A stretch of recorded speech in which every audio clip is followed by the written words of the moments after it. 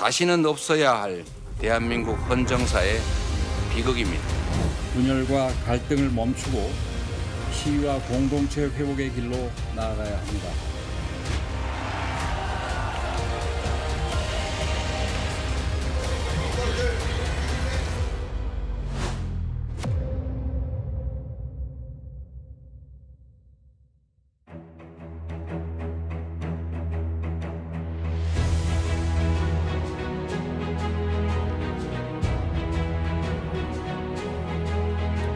시청자 여러분 안녕하십니까? 저는 채널A 정치부장 동정민입니다. 56일 후 새로운 대통령이 탄생합니다. 채널A는 대선 때까지 대한민국 대통령을 말하다 토론회를 매주 진행합니다. 출발점은 여기서 시작했습니다. 우리나라 대통령은 왜 모두 끝이 불행할까? 불행은 어디서 시작이 됐고 다음 대통령은 그 불행의 고리를 끊기 위해 무엇을 바꿔야 하는가? 그 답을 쫓아가다 보면 대한민국 정치가 가야 할 방향도 보이지 않을까 싶습니다. 특집 토론 대한민국 대통령을 말하다. 그래서 청와대와 대통령실에서 근무한 경험이 있으신 여야 두 의원 모셨습니다. 먼저 대통령실에서 법률 비서관을 지낸 국민의힘 주진우 의원 나와주셨습니다. 어서 오십시오. 네, 반갑습니다. 네, 또 청와대 홍보수석을 지내셨죠? 민주당 박수현 의원님도 나와주셨습니다. 어서 오십시오. 안녕하십니까? 네. 그리고 밖에서 대통령을 오래 봐오셨죠? 진중권 강원대 특임교수도 나와주셨습니다. 감사합니다. 자, 저는 너무나 궁금합니다. 세 분, 우리나라 대통령은 왜 늘 이렇게 불행하고 존경받는 대통령은 왜 이렇게 찾기가 힘들까? 오늘 답을 주실 거죠? 네, 편하게 경험과 함께 좀 얘기를 해주시면 좋겠습니다. 먼저 주진우 의원, 이제 네. 여당이니까, 여당이셨나요? 이제 파면되셨으니까. 자, 윤 전 대통령이 계엄을 선포할 때나 담화를 보면 뭔가 야당에 막혀서 화가 많이 나 있는 것 같으신데 네. 대통령실에서 근무를 해보셨으니까요. 야당이 막 화를 좀 돋굽니까? 어떻습니까? 근데 뭐 감정적으로 화가 난다라기보다요. 예. 그냥 사실은 이제 국정의 발목을 잡는다는 인식이 좀 강했던 것 같습니다. 예. 기본적으로 정부를 운영하는 데 있어서 가장 중요한 거는 아무래도 법률안하고 예산하고 인사 아니겠습니까? 예. 근데 이 법률안도 사실은 뜻대로 통과할 수 있는 법률안이 거의 없었어요. 예. 뭐 예를 들어서 우리나라 미래 세대를 고려해서 국가재정법 같은 데다가 재정 준칙을 넣어서 예. 일정 이상 빚을 못 늘리게 하는 것도 굉장히 대통령이 신경 쓰던 부분인데 네. 그런 부분들도 다른 법안들과 연계되면서 예. 뭐 통과가 되지 않았고요.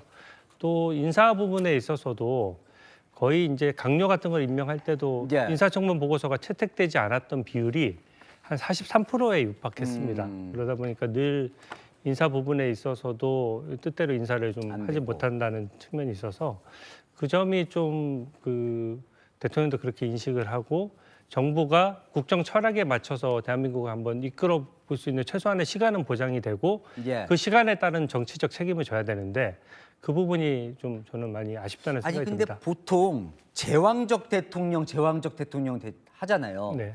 근데 대통령이 돼도 그렇게 마음대로 못 합니까? 실제로 다 할 수 있는 거 아니에요? 뭐 예산만 하더라도 그렇지 예. 않습니까? 이번에 사실은 기존의 관례가 이제 무시되면서 좀 극단적인 상황으로 간 것인데요. 예. 예산 부분만 하더라도 지난 예산안에서 이제 헌정사상 최초로 네. 이제 삭감한 예산이라는 게 통과됐거든요. 예. 그 과정에서 예를 들어서 대통령실에 특수활동비가 있고 예. 역대 어느 정부나 다 이게 배정받는 것인데 그것이 이제 영원이 됐어요. 아. 그러니까 그거 외에도 뭐 마약 수사를 하는 특수활동비도 예. 영원이 됐고 좀 극단적인 예산안이 많다 보니까 예산적인 부분에 있어서도 정부가 정책을 펴는 데 있어서 뭔가 예산, 네. 법률 이런 것들이 다 막히게 되면 네. 결과적으로 그 실행력이 떨어지고 그렇게 되면 또 대국민 설득력도 떨어지게 되는 것이거든요. 좀 더 뭐 노력을 더 했어야겠습니다만 예. 그런 점이 그렇군요. 저는 네, 좀 아쉬움이 많이 남습니다. 박수 의원님 뭐 야당 의원으로서도 반박도 쓰시겠지만 좀 이따 하고 저는 예. 문재인 정부 때는 여당이 더 많았잖아요. 여대 야소 시절 이제 후반부엔. 그때는 좀 그러면 행복합니까? 청와대 입장에선? 오늘 이제 우리 동정민 정치부장이 이 대통령을 말하다라고 하는 이 시리즈 프로그램을 지금 아주 야심차게 시작하는 이유는 네. 왜 정권이 바뀔 때마다 교훈을 얻지 못하고 똑같은 일이 반복되는가 이거를 한번 보면서 이 불행한 대통령보다 행복한 대통령, 국민에게 존경받는 대통령, 그러면서 신뢰받는 정치를 한번 이번에 조기 대선이 시작 기왕이 됐으니 그걸 한번 논의를 해보자 이런 취지 아니겠습니까? 네. 주진우 의원님께서 하신 말씀 제가 조목조목 다 숫자로 반박할 수 있지만 그런 오늘 그 프로그램의 취지에 맞춰서 반박보다는 뭐 이렇게 한번 이야기를 해볼게요. 맞아요. 국민들은 정치를 신뢰하지 않죠. 문재인 정부가 예를 들어서 뭐 여대 야소라고 해서 뭐 그때는 행복했느냐라고 하면 주진우 의원님 말씀하신 것처럼 그때도 여당은 늘 야당으로부터 공격을 받았고 그러면서 무엇인가 자꾸 설명하고 해명하기 바빴고 특히 저는 청와대의 첫 번째 대변인이었고 마지막 이제 국민소통수석, 이제 홍보수석이라고 이름을 합니다만 했기 때문에 언론을 이제 상대로 많이 했었는데 어떤 정부든 사실은 일을 잘 못하려고 하는 정부가 어디 있겠습니까? 그렇겠죠. 다 선의를 가지고 국가와 국민을 위해서 일을 하지요. 그럼에도 불구하고 야당에게 늘 이제 서로 공격을 받거나 협조를 받지 못하는 그런 측면들이 많이 있어요. 그래서 사실 문재인 정부 때도 야당에게 지금 주진우 의원님 말씀하신 대로 그때도 저희도 야당에게 발목을 계속 잡혔다는 이런 느낌을 가졌었거든요. 그래요. 예, 그런데 또 정권이 또 바뀌니 또 이제 주진우 의원님 말씀하시는 것처럼 또 똑같은 말이 이제 자꾸 되풀이되잖아요. 그래서 어떻게 하면 이런 것들을 좀 풀어볼까라고 하는 것으로 오늘 긴 시간 서로 좀 이렇게 대화를 좀 풀어가봤으면 좋겠습니다. 솔직하게 얘기를 좀 해주시면 좋겠고. 그렇습니다. 네. 신중호 교수님 그러면 대통령의 이 불행에 여대 야소, 여소야대 이게 정말 큰 영향을 미치는 겁니까? 저는 그거는 아니라고 좀 생각을 하고요. 지금 역사적으로 생각을 해보면 전두환 대통령 감옥 갔고요. 노태우 대통령 감옥 갔고요. 그 이후로 김대중 대통령을 무사했고 그 후로는 이제 노무현 대통령 아주 불행한 죽음을 맞이하셨고 그다음에 또 다음 대통령도 보면 이명박 대통령 감옥 가셨고 그다음에 박근혜 대통령도 감옥 가셨고 이번 대통령도 감옥 가실 것 같고 다음 대통령이 이재명 대표가 된다면 그분도 또 임기 후에 분명히 감옥 가실 것 같거든요. 이게 도대체 뭔지 잘 모르겠는데 좀 생각을 해봤는데 그러니까 제왕적 대통령이라고 하지 않습니까? 사실은 우리가 87년 체제 때 뭐에 주목을 했냐면 장기 집권에만 너무 주목을 했던 것 같아요. 시스템의 문제를 갖다 생각하지 않고 장기 집권에만 하고 그러니까 단임제를 하는데 그러면 민주주의가 이루어질 거라고 생각을 했는데 사실 독재 정권 때 있었던 그 막강한 권력들 같은 경우에는 그대로 있지 않습니까? 그러다 보니까 대통령이 이제 제왕화되고 당연히 국민들은 또 어떤 생각을 하냐면 민주주의라는 걸 시스템으로 생각하는 게 아니라 사람을 하나 갈아치우면 된다라고 생각하면서 굉장히 그 과대 투사를 좀 하는 것 같습니다. 그러니까 대통령이라는 게 사실은 그러니까 양쪽에서 공격의 이제 대상이 되는 것 아니겠습니까? 그러다 보니까 불행한 최후를 좀 맞게 되는 것 같고 또 최근에는 점점 더 심해지는 경향인데 이 시스템의 문제라기보다도 시스템을 운영하는 그 방식이 좀 달라졌다고 보거든요. 특히 저는 이제 그러니까 문재인 정권 이후부터 그 민주당이 굉장히 많이 달라졌다. 리버럴 정당이 아니라 굉장히 달라진 정당이라고 생각하는 게 지금 이번에 민주당도 그렇고 국힘도 그렇고 정치가 무엇인가에 대한 대답에서 이 리버럴리스트가 아니야 둘 다. 리버럴리스트란 건 너랑 나랑 생각 다르다는 건 너무나 당연한 거고 당신하고 나랑 대변하는 계층이 다르다는 건 너무나 당연하고 이해관계가 다른 건 당연한 거잖아요. 다른 게. 그런데 그럼에도 불구하고 우리가 뭘 같이 할 수 있을까? 어떻게 타협할까? 협상할까? 그걸 끄집어내는 게 정치의 기술 아니겠습니까? 이게 그 자유주의적 정치의 관념인데 두 당 다 뭐라 그러냐면 정치라는 걸 이른바 칼 슈미트 있지 않습니까? 전체주의 사상가. 정치의 본질은 적과 알을 구별하는 것이다 이렇게 되는 거예요. 그러니까 대통령 적분에 수장이 되는 거고 이러다 보니까 무작정 공격하고 그러다 보니까 민주주의가 운영되려면 또 제도적인 절제라는 게 있어야 되지 않습니까? 민주당을 보시면 아시겠지만 지금 탄핵이 뭐 30번인가 수도 못 세게 있고요. 저기 특검법은 제가 세다가 그냥 포기했습니다.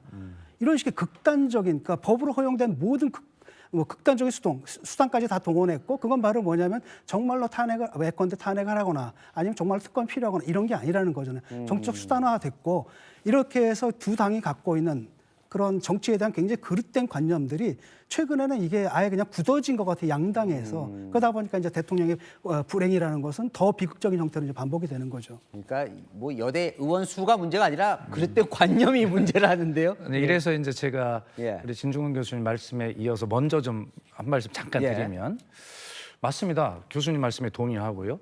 그러나 현실 정치에서는 그런 뭐 관념이라고 하는 것들이 제대로 작동하는 것 이게 굉장히 어려운 일이죠. 그래서 제가 제안하는 것은 관념도 중요하지만 결과적으로는 정치인의 가장 기본적 태도는 어떤 사실이라고 하는 것, 네. 진실이 무엇인가라고 하는 것을 찾아가는 노력을 굉장히 추구해야 된다 이런 생각이거든요. 예를 들어서 이런 겁니다. 조금 아까 우리 주진우 의원께서 이제 그 예산 삭감의 문제를 이야기를 했어요. 자, 그러면 예산 삭감을 둘러싼 것은 어떤 것이 진실인가라고 네. 하는 것을 우리는 서로의 입장을 들어보면서 그 진실에 가까이 가려고 하는 노력들을 기본적으로 해야 되거든요. 네. 그러면 이번에 이제 대통령의 계엄 사유 중에 예산 사건을 많이 해서 내가 계엄을 할 수밖에 없었다라고 말씀하셨고 주 의원께서 지금 그런 취지로 이제 말씀하셨는데 그럼 제 입장에 설명을 해보면 이렇습니다. 어떤 것이 진실일까? 2025년도 올해 예산 정부 제출액이 677조였습니다. 네. 그런데 그 중에 민주당이 삭감한 예산이 얼마냐면 4.1조, 네. 전체 예산의 0.6%입니다. 그러면 대통령이 예산 삭감 때문에 계엄을 할 정도면 네. 677조 중에 한 100조 정도는 저희가 깎아야 계엄을 할 수 있을 거다. 이 정도 될 거 아니겠어요? 국민은 그렇게 생각하실지 몰라요. 그런데 지난 5년간 연평균으로 국민의힘이 야당일 때 포함해서 네. 삭감한 예산이 얼마냐면 5.8조씩 연평균 삭감을 했어요. 네. 근데 이번에 4.1조밖에 삭감을 하지 않았어요. 예.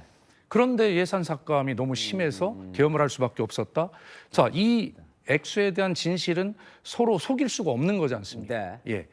자, 그래서 이런 어떤 진실에 가까이 가려고 하는 노력들, 이런 노력들을 통해서 아, 내가 좀 잘못 이해했구나. 네. 뭐 이렇게 서로 가까이 다가가다 보면 결과적으로 현장에서의 어떤 뭐 완전히 일치할 수는 없겠으나 그러나 서로 입장을 이해하고 내 입장이 좀 틀렸으면 수정하고 그러면서 그렇게 좀 수렴되는 방향으로 갈 수 이해를 있는 해보자. 예, 그런 어떤 태도가 저는 중요하다. 사실에 접근하려고 하는 노력들. 우선 이런 태도가 중요하다는 말씀을 좀 드려보고 싶습니다. 알겠습니다.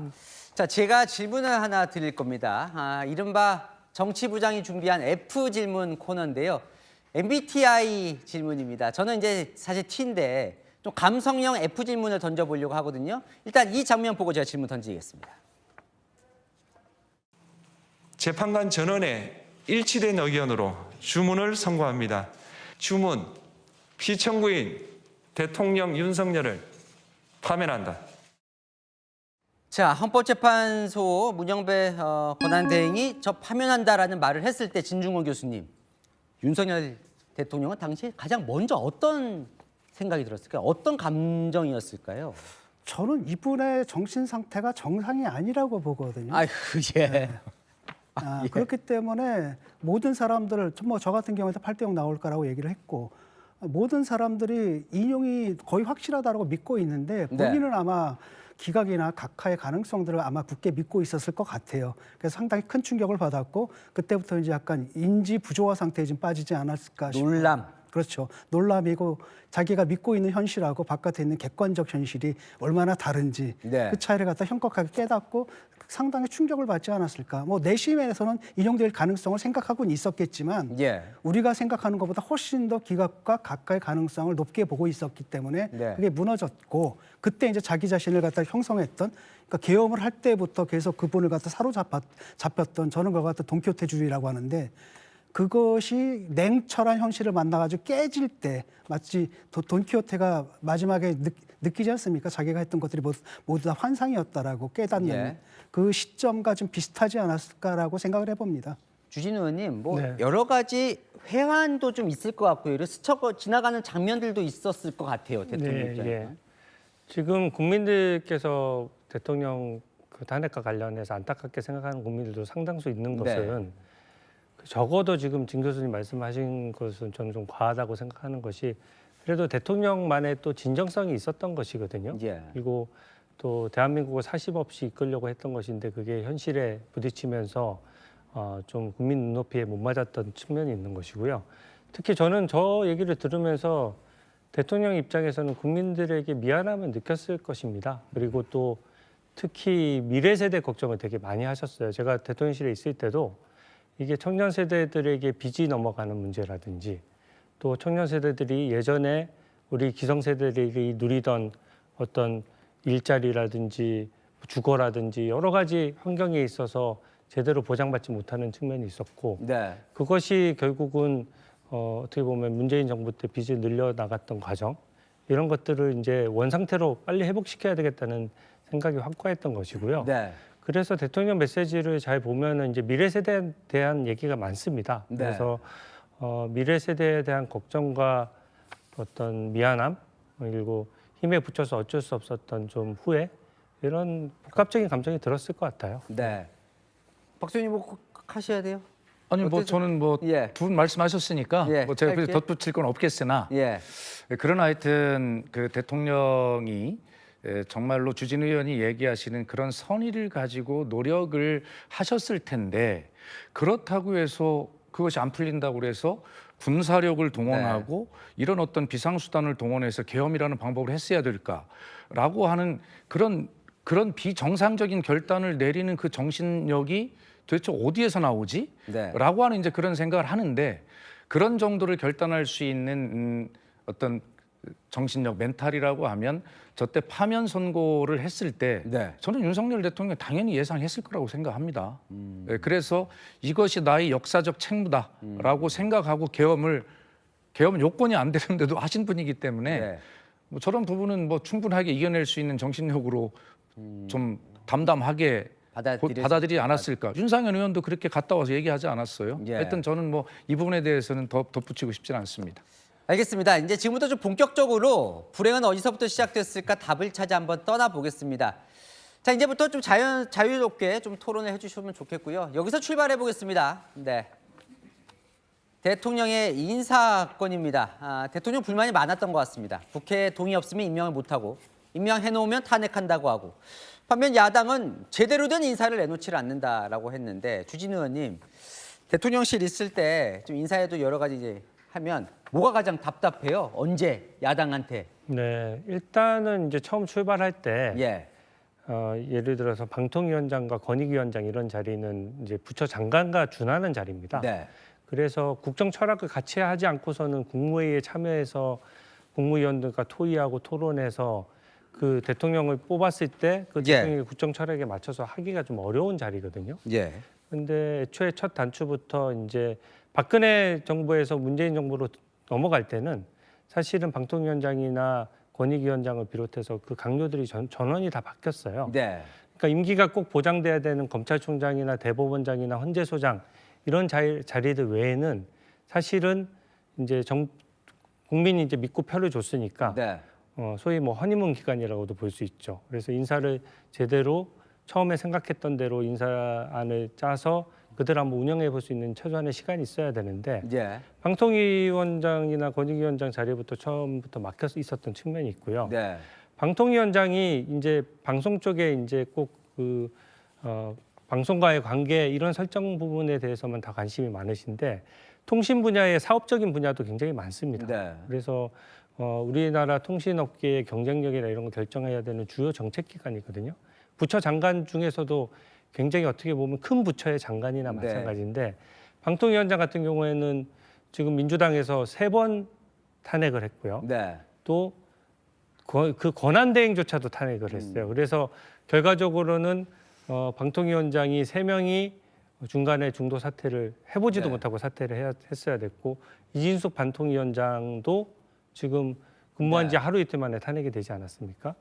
그러니까 이게 좀 어떤 그 국익과 민생을 위해서 지금 어떤 인사안에 대한 평가가 이루어져야 되는데 다분히 민주당의 정략적인 측면이 좀 발목을 잡은 면이 저는 분명히 있다라고 생각을 하고요.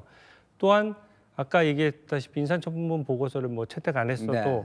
임명을 강행해야 되는 부분이 있고 이번에 헌법재판관 임명 문제도 오늘 굉장히 좀 여야 간에 그 설전이 뜨거웠지 않습니까? 네. 그 부분도 원점으로 돌아가 보면 9명 체제를 구성하게 되면 자연스럽게 9명 체제가 유지되도록 해야 되는데 비상계엄 이전에 이미 민주당에서 그 6인 체제를 약간 반기한 측면이 있거든요. 네. 어차피 민주당이 다수당이니까 국회 추천하려면 민주당이 의결하지 않으면 안 되는 거예요. 근데 이제 비상계엄이 터지고 나니까 대통령 탄핵 재판을 해야 되기 위해서 황급하게 9명 체제를 갖추다 보니까 지금 여러 가지 법률상 문제도 생기고 분쟁도 전 촉발됐다 이렇게 생각합니다. 아니, 그러니까 정권이 바뀌었으면 좀 임기가 남았더라도 국정 철학 같이 하려면 좀 그만두는 게 맞았던 건 또 아니에요? 꼭 지금 그렇지- 방통위원장이랑 지금 권익위원장 얘기를 하는 그러니까 겁니다. 꼭 그렇지는 않고요. 차차 이제 얘기 좀 해보는데 우선 이 얘기부터 한번 해보시죠. 왜 이렇게 그 많은 그 인사 참사를 일으켰는가? 예. 민주당은 왜 윤석열 대통령 인사를 참사라고 규정할 수밖에 없었는가 예. 하는 걸 한번 볼까요? 대개 아까 국정 철학을 같이 한 거 좋습니다. 그 정도는 충분히 누가 야당이 되든 그런 건 다 용인을 해야죠. 그런 정도는. 그러나 네. 보편 타당한 국민적 상식 뭐 이런 것들에 비해서 그런 것으로부터 굉장히 떨어져 있는 인사를 많이 하셨어요. 예를 들자면 이런 거죠. 뭐 방통위원장 이진숙 위원장 말씀하셨으니까 이진숙 위원장이 과거 일본군 위안분 강제 동원 문제에 대해서 아니 우리 보편적 타당한 생각은 강제 동원이 있었고 그것은 일본이 사죄하고 배상해야 된다. 이런 것들이 전통적인 일반적인 국민적 사안 아니에요? 네. 그런데 그런 거에 대해서 방통위원장이라고 하는 분이 물론 업무와 직접 관련이 없다 하더라도 이것이 논쟁적 사안이라고 발언한다든가 이태원 참사와 관련해서 이것은 종북 주사파가 배우다. 네. 이런 발언을 하신 분이에요. 이런 분들을 어떻게 야당이 문제를 삼지 않을 수 있겠습니까?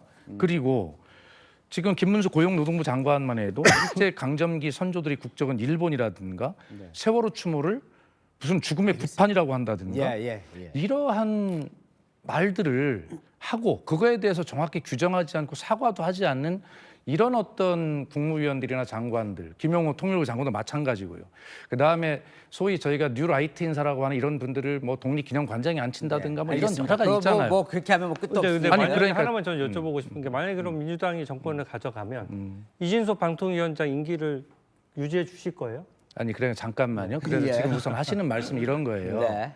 뭐냐면 왜 이렇게 참사라고 규정되는 국민 눈높이와 너무 떨어진 보편 타당한 상식과 떨어진 골라도 어떻게 그런 인사를 자꾸 골라서 하겠다고 고집하냐. 그게 국정 철학과 그것이 무슨 관계가 있냐. 그렇다면 이런 말을 한 분들이 이런 인식과 윤석열 대통령 인식이 같다는 말이냐. 네. 야당으로서는 도저히 상식적으로 생각해서 동의할 수 없는 이런 인사들을 해도 너무 하셨어요. 네. 뭐 그런 측면이 있는 것이죠. 그러나 지금 주진우 의원이 억울해하는 이런 부분도 야당으로서 사실 네. 과한 부분이 또 있었다. 정치적 목적도 있었다라고 그렇게 할 수 있어요. 네. 그러나 헌법재판소의 지금 교수님 아까 말씀하신 대로 줄탄핵이라고 하는 이런 것에 대한 헌법재판소의 판단은 야당의 탄핵소추권이 남용되었다 할 수 없다라고 분명히 규정도 하고 있어요. 네. 그러나 정치적으로 발언한다면 야당도 과한 부분이 있습니다.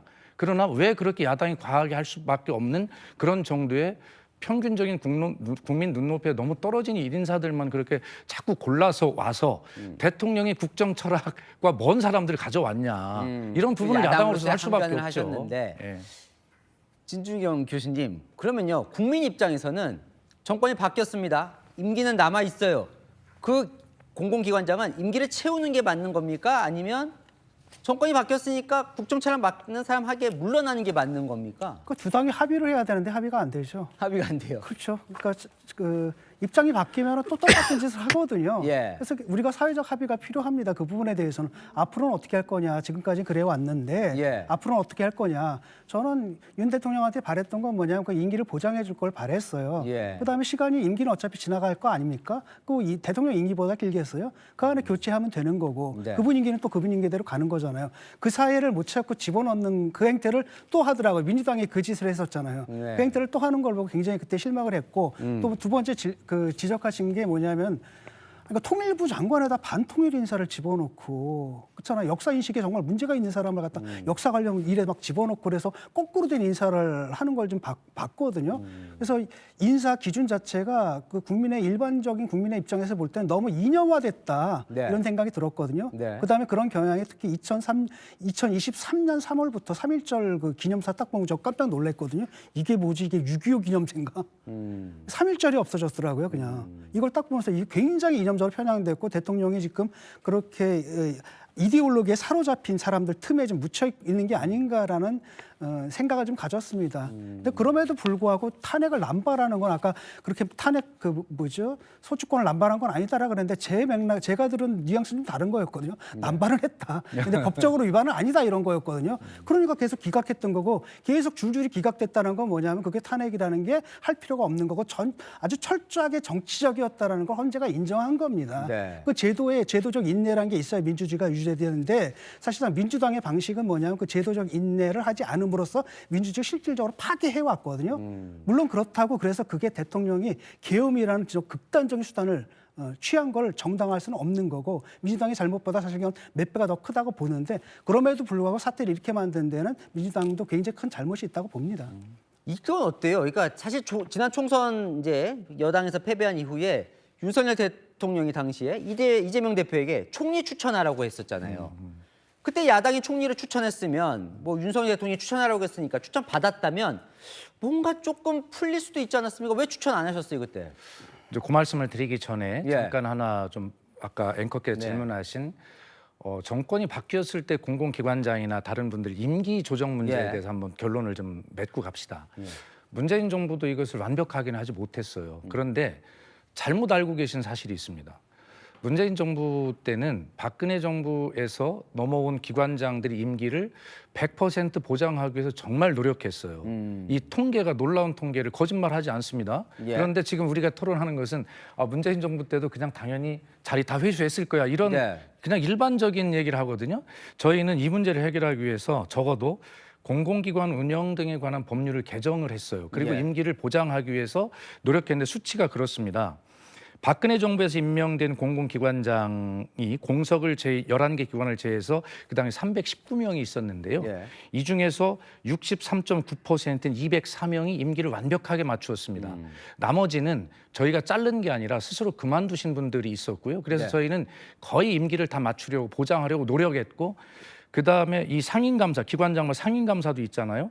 이게 박근혜 정부에서 임명된 상임감사 93명 중에 87%는 81명이 임기를 다 마쳤어요. 네. 그래서 저희가 윤석열 정부가 출범했을 때 그런 자료도 다 드렸고 우리도 이렇게 했으니 이것은 나중에 법률 개정을 통해서 대통령의 임기와 이 공공기관장의 임기를 맞추는 것이 제도적으로 완벽하기 전까지는 우리가 노력한 만큼 이렇게 노력해 달라라는 요청도 한 적이 있죠. 네. 그래서 문재인 정부마저도 이것을 지키지 않고 박근혜 정부의 임명된 기관장들을 전부 잘랐다라고 하는 건 사실과 완벽히 다르다는 말씀 문재인 드리고 정부와 싶고요. 윤석열 정부는 다르다. 아니 예. 적어도 사실을 이야기하는 겁니다. 네. 그래서 이 문제는 반박을 얼마 하셔도 좋습니다. 이건 수치를 가지고 이야기하는 거니까요. 스스로 그만두신 분들이 스스로 그만두신 이유가 또 있겠죠. 예. 예. 저는 그 환경부 블랙리스트 사건만 하더라도 사실은 문재인 정부 초기에 이제 환경부 산하의 공공기관 이제 예. 임원들을 감사를 통해서 내보내는 과정 그런 것들이 이제 문제돼서 실제 환경부 장관이 이제 실형을 선고받았고요. 예. 그걸 이제 지난 일이니까 떠나서 저는 공공기관장을 어떻게 생각하냐면 나름대로 원칙이 있어야 된다라고 생각합니다. 아까 제가 방통위원장이나 권익위원장 예를 들었던 것은 적어도 국무회의에 참여하는 국무위원들은 국정 철학에 동의를 해야 돼요. 네. 그래야지 국정 철학에 맞춰서 반대를 하기 위해서 국회가 정부를 견제하는 것이 정부 내에서 정부를 견제하는 게 아니거든요. 예. 그러면 시스템이 효율적이지 않기 때문에 그 정무직들, 주요 정무직들인데 국무회의에 참여하는 정무직들은 저는 정권이 바뀌면은 당연히 물러나야 된다라고 생각하고요. 그래서 그 부분을 지적하는 것이고 공공기관장은 아까 말씀하셨다시피 법에 사실 임기를 보장한 좋은 취지가 있습니다. 대통령이 바뀌었다라고 해서 이게 전리품처럼 공공기관장을 다 걷어서 그때그때 하면 공공기관들의 어떤 업무적인 연속성이 떨어지잖아요. 네. 근데 대부분 임기를 보장하는 게 맞지만 적어도 예를 들어서 이 문재인 정부에서는 탈원전을 얘기했고 지금 그 윤석열 정부에서는 원전 생태계를 복원해서 원전을 수출하자는 네. 완전히 정반대 입장이죠. 그럴 때 원전에 대해서 탈원전을 하자고 주장해서 그 원자력 안전위원회나 뭐 이런 데서 자리를 잡고 있는 공공기관장들은 윤석열 정부의 정치 철학에 만약에 동의하지 않는다면 깨끗하게 나가줘야 되는 거예요. 근데 그 정치 철학에 대해서 약간의 이견이 있고 조정을 해서 공공기관장으로서 정부와 어느 정도 협조하면서 갈 수 있으면 그 자리는 유지해도 되는 것인데 네. 그게 아니라면은 그런 부분에 대해서 자리를 유지해서 공공기관장 보고 정부를 견제하라고 공공기관장 자리에 임기를 보장하는 게 아니거든요. 그래서 그런 원칙에 따라서 저는 기본적으로는 임기는 보장하되 결국 국정 철학에 동의할 수 없는 공공기관장들은 그게 약간 공직자로서의 처신이라고 생각하고요. 좀 동의하십니까, 여긴? 아니 그러니까 예. 이제 신중원 교수님께서 제가 설명 중에 스스로 그만둔 기관장이 한 10몇% 되는 건데 그 수치는 얘기 안 했거든요. 그런데 스스로 그만둔 이유가 있겠지라고 이제 무언의 압력이 있었을까 이런 말씀하셨는데 그게 아니고요. 아니에요? 지금 주진우 의원님 말씀하신 것처럼 내 스스로 도저히 문재인 정부 철학과는 할 수 없다라고 해서 스스로 그만두신 분들이 그런 게 따지면 12% 정도 돼요. 그래서 전체적으로 이 문제는 네. 뭐 문재인 정부도 완벽했다라고 제가 말씀드리지 않는다고 이미 전제를 하고 말씀드렸고요. 그러나 그런 노력은 했다. 그러므로 이것을 한번 맞춰 가려면 이것은 큰 법률 개정을 통한 대통령 임기와 맞추는 어떤 근본적인 제도 개선으로 우리가 아마 알겠습니다. 합의하고 나아가야 된다 이런 말씀을 이거는 드리는 좀 겁니다. 저는 좀 문제가 있다고 생각해요. 예. 잠깐만 말씀드릴게요.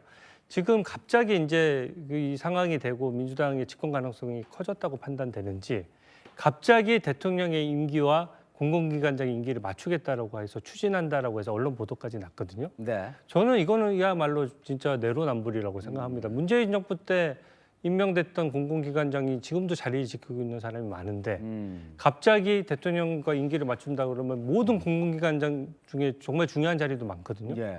근데 그런 원칙 없이 전원이 다 누가 민주당이 만약에 집권하면 전원 다 물러나야 된다라고 네. 하면은 그 공공기관장 자리가 국민을 위한 자리가 되는 게 아니라 정권을 가진 사람들의 나눠주는 자리가 되는 것이어서 저는 거기에는 동의하기가 어렵습니다. 아니, 주진우 의원님 말씀은 지금 이제 사실이 아닌 것을 이제 사실처럼 말씀하시는 건데요. 예, 이번 대선 과정을 알겠습니다. 통해서 이런 조금 이거 것들이 이 주제가 계속 돌고 도는 것 같아요. 이걸로 결론을 내릴게요. 예, 예. 이건 반박을 해야 되니까. 이번 조기 대선을 통해서 이런 어떤 토론들이 있으면 좋겠어요. 그러나 네. 민주당이 그것을 그렇게 맞추겠다라고 주장하거나 그런 공약을 한 적이 없어요 아직. 예. 그렇기 때문에 이 문제는 한번 논의를 해보십시다. 그래요. 제가 사실 다음 단계로 넘어가야 되는데 너무 궁금해서 그때 총리 왜 추천 안 하셨어요? 제가 그게 아까 아니 그 얘기 질문드렸는데, 짧게 답변드릴게요. 짧게. 예. 그 상황을 저도 기억을 하는데 예. 사실이 이제 이런 거거든요. 그냥 다른 진영에서 사람 하나 딱 빼다가 예. 여기 자리 하나 놓고 우리 뭐 협치할까라고 이렇게 하는 것은 사실은 실효성이나 진정성이 떨어지죠. 네. 그러므로 진짜 어떤 저는 부러웠던 게 그 외국 영화를 한번 보니까 미국의 대통령이 자기 정책을 실현하고자 하는데 야당이 반대하거든요. 근데 그 반대하는 그 숫자만큼 달력처럼 종이를 만들어 붙여놓고 야당 의원들을 하나하나 대통령이 직접 설득하는 거예요. 그러면서 설득될 때 한 장씩 떼어가요. 그래서 결과적으로 그걸 통과시키거든요. 적어도 누가 집권을 하든 간에 그렇게 상대방과 협치를 하려는 진정한 노력과 진정성이 바탕이 된 위에서 자, 한번 추천해줘 보세요. 한번 해봅시다. 이렇게 됐을 때 그런 것이 되는 것이지 그냥 아무 여건도 없는데 갑자기 사람 하나 빌려줄래요? 한번 꽂아보게 이런 어떤 느낌을 갖는 것은 뭐 설사 그 선이라 하더라도 좀 효과를 내기 어렵다. 그런 분위기 속에서 일이었습니다. 진중원 교수님 쉽지 않네요. 아니 그걸 또 거부할 이유는 없죠. 받아서 하면 되는 거죠. 뭐 그런 그리고 선례도 만들어 볼수 그런 있겠죠. 식의 선례 없던 선례를 만드는데 그 400년 걸리겠습니까? 왜냐하면 대통령이 이렇게 제안할 때는 뭐 할 때마다 인사할 때마다 계속 시비를 거니까 그냥 통크게 제안을 한 거거든요. 라고 한다면은 그 통크게 받을 필요도 있습니다. 근데 그거가 뭡니까 정략적 계산을 한 거죠. 이렇게 되면 안 되겠다 싶으니까 그만둔 거고요. 거기 무슨 이렇게 심오한 뜻이 있었다고 저는 보지 않아요. 네. 자, 대통령 불행의 또 하나의 씨앗을 이거에서 한번 시작을 또 해볼까 합니다. 자, 이 검찰인데요. 이 검찰이 늘 시끄럽습니다. 대한민국 최초의 검찰총장 출신 대통령의 사실 공정과 정의에 대한 기대가 컸는데 또 국민들은 막상 되고 보니까 대통령 가족은 좀 봐주는 것 같고 또 일각에서는 야당 대표만 터는 것 아니냐 이런 인식도 있고 또 여당은 또 반대로 얘기할 텐데 주진우 의원님, 검찰 수사를 대통령실에서 좀 관여를 할 수가 있습니까? 그 윤석열 대통령의 가장 큰 그 소신 중에 하나가 대통령실이 검찰 수사에 관여하지 말라는 것이었습니다. 그래서 사실은 최초에 대통령실을 설계할 때 민정수석을 이제 없앤 것이고요. 민정수석이 이제 그 약간 검찰 수사에 관여의 통로가 될 수 있다라는 점을 우려를 했던 것이고요. 저는 그렇게 생각합니다. 이제 뭐 김건희 여사에 대해서 국민들께서 불편해하시고 여러 가지 의혹들이 있죠. 근데 그 의혹들이 이제는 민주당이 제기한 특검법을 보면 14개에 이르러요. 예. 근데 그 14개들을 보면은 사실 지금 이재명 대표에 대한 사법 리스크가 있는 상황 하에서 이제 민주당의 지난 국감 때 보면 모든 상임위에서 첫 번째 질의를 사실상 김건희 여사 관련된 질의를 합니다. 네. 그래서 그 발생된 사건들이나 내용들이 대부분 민주당에서 제기한 의혹이기 때문에 그래서 민주당이 제기한 의혹들이다 보니까 그게 정치인들이 제기한 의혹이다 보니까 무슨 증거가 붙어 있는 게 아니잖아요. 네. 그런 부분이 있어서 검찰 수사가 그 의혹 제기 수준에 그쳤기 때문에 구체적 단서가 없었던 것이 저는 봐주기 수사하거나 이런 거는 없었다라고 생각을 하고요. 네.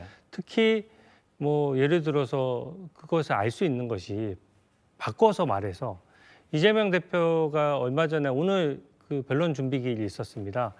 경기도 법인카드 유용 사건이라서 그 내용을 보면 아시다시피 관용차를 이제 주말에 세워놓고 쓰고 그다음에 경기도 법인카드로 여러 가지 식사를 한 사안이거든요. 네. 그게 이제 횡령한 어떻게 보면 경기도 법인 혈세를 횡령한 사건이고 사건으로 치면 굉장히 간단한 사건이에요. 근데 무려 2년 6개월 만에 검찰에서 기소가 됐고요. 예. 재판이 아직 본격적으로 열리지도 않았습니다. 네. 만약 말단 공무원이나 일반적인 공무원이 이렇게 무슨 회사 공금이나 어디 그 혈세 같은 데서 유용이 있었다고 하면 네. 일주일 내에 파면되고 다 뭐 구속되고 그 난리가 나거든요.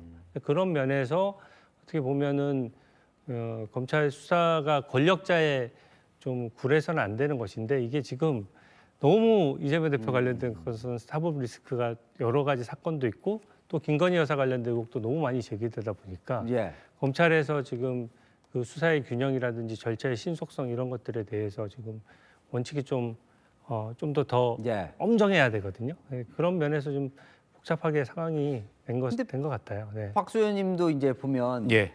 문재인 정부 때는 청와대가 검찰 수사에 관여를 안 했습니까?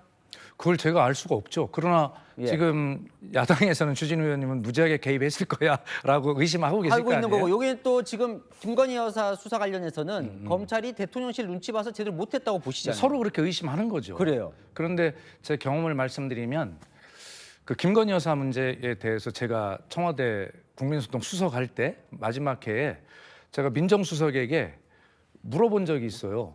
아니 김건희 여사에 대해서는 왜 소환도 하지 않고 네. 심지어는 며칠 날 소환하기로 했다고 소환 일자도 발표를 안 합니까 검찰이?